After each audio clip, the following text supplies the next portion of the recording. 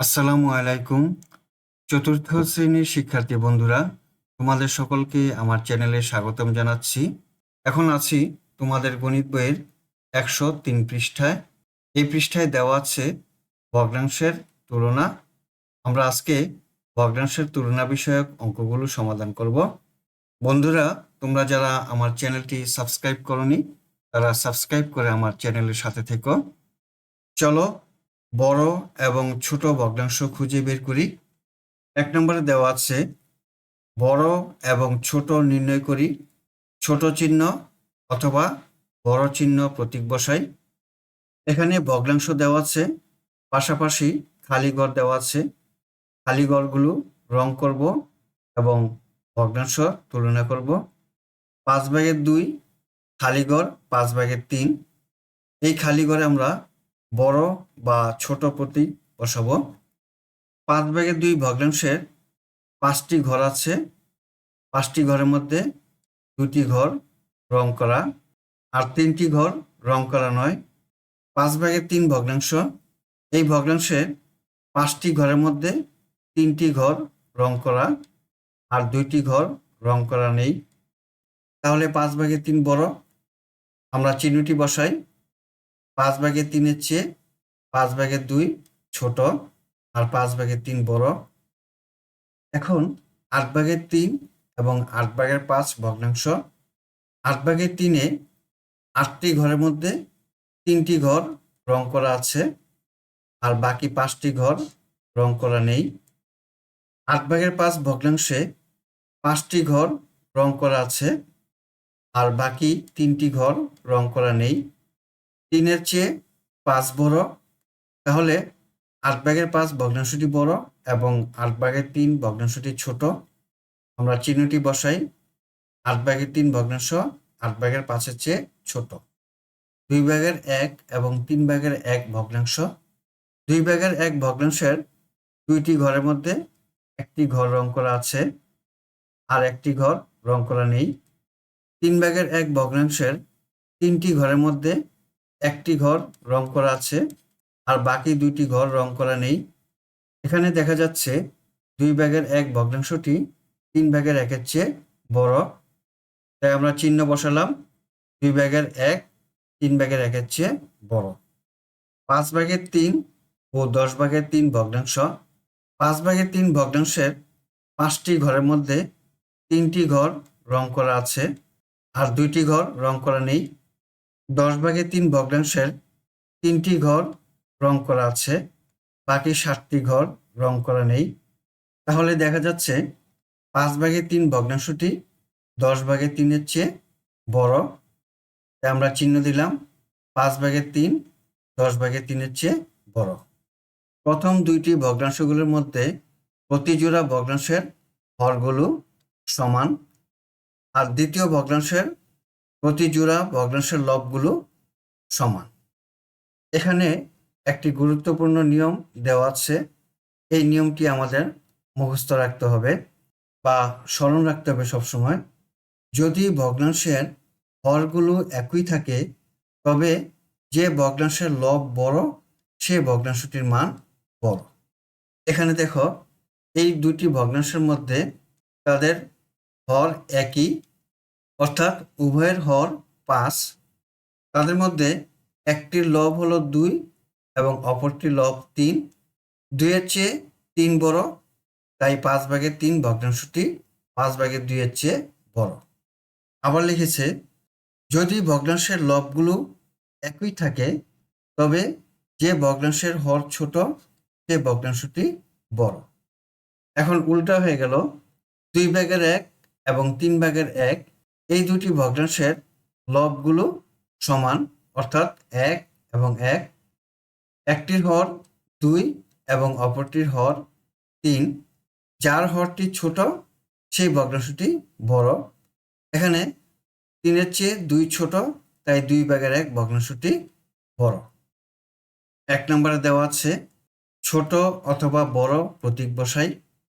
1-এর 1, 4/1 এবং 4/3 এই দুটি ভগ্নাংশের হর একই, অর্থাৎ 4। এখানে দেওয়া আছে যদি ভগ্নাংশের হরগুলো একই থাকে তবে যে ভগ্নাংশের লব বড় সেই ভগ্নাংশটির মান বড়।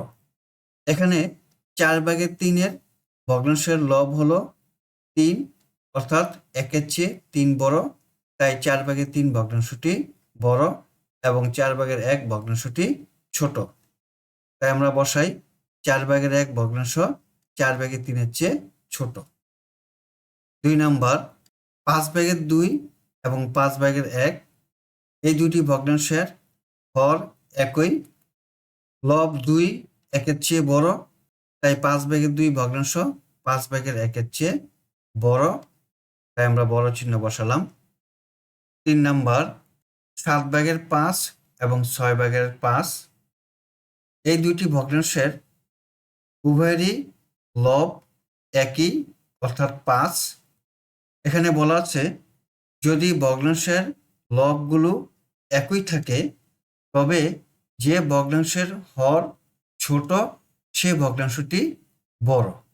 এখানে 7-এর চেয়ে 6 ছোট, তাই 6/5 ভগ্নাংশটি 7/5 চেয়ে বড়, অর্থাৎ 7/5 6/5 চেয়ে ছোট, তাই আমরা ছোট চিহ্নটি বসালাম। 4 নাম্বার 9/8 খালিঘর 1 দেওয়া আছে।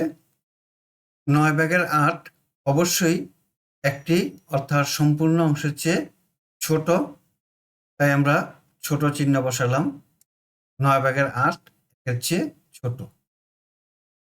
2 নম্বর অঙ্ক নিচের ভগ্নাংশগুলোকে ছোট থেকে বড় ক্রমানুসারে সাজাই এবং গাণিতিক চিহ্ন ব্যবহার করি। 3/2, 9/2, 8/2 এবং 5/2 এই ভগ্নাংশগুলোর লবগুলো একই, অর্থাৎ সবগুলোর লব সমান 2। লবগুলো যদি সমান হয় তাহলে ভগ্নাংশগুলোর যার হর ছোট সেই ভগ্নাংশটি হলো বড়। অঙ্কে বলেছে ছোট থেকে বড় ক্রমানুসারে সাজাতে, তাহলে প্রথমে ছোট লিখব। ছোট হলো 9/2 হবে, যেহেতু 9 হলো সবচেয়ে বড় হর, আমরা লিখি 9/2। 9/2 সবচেয়ে ছোট, 9/2 এর চেয়ে বড় হলো 8/5। 8/5 চেয়ে বড় হলো 5/2। 5/2 এর চেয়ে বড় বা সবচেয়ে বড় হলো 3/2। 2 নম্বর এই ভগ্নাংশগুলোর লবগুলো সমান, হরগুলোর মধ্যে সবচেয়ে বড় হলো 10, তাই 10/3 হলো সবচেয়ে ছোট, আমরা লিখি 10/3 সবচেয়ে ছোট। 10/3 এর চেয়ে বড় হলো 7/3। 7/3 এর চেয়ে বড় হলো 5/3। 5/3 এর চেয়ে বড় হলো 3/3। 3 নম্বর অঙ্ক এই ভগ্নাংশগুলোর সবগুলো লব একই, অর্থাৎ 5। এখন ভগ্নাংশগুলোর সবচেয়ে বড় হর হলো 15, তাই 15/5 হলো সবচেয়ে ছোট, আমরা লিখি 15/5 সবচেয়ে ছোট। 15/5 এর চেয়ে বড় হলো 10/5।